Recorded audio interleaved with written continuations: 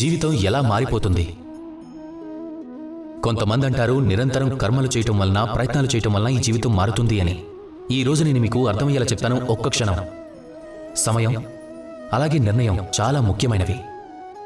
ఒక్క క్షణం సరిపోతుంది. కొన్ని క్షణాలు ఎంత శక్తివంతంగా ఉంటాయంటే అవే మీ సమస్త జీవితాన్ని మార్చేస్తాయి.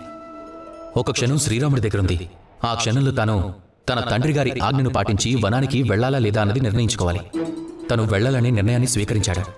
అప్పుడు సమయానుసారంగా నిర్ణయం తీసుకున్నాడు. అందుకే ఈరోజు మన అందరి మనసుల్లో ఉండిపోయాడు శ్రీరాముడు. అలాగే రెండో వైపు రావణుడు. తన వద్ద కూడా ఒక క్షణం ఉంది, ఒక అవకాశం ఉంది తన ఆరంభాన్ని శుభంగా మార్చుకోవటానికి. తను అన్ని మర్చిపోయి తన మృత్యువును ప్రార్థించుకున్నాడు.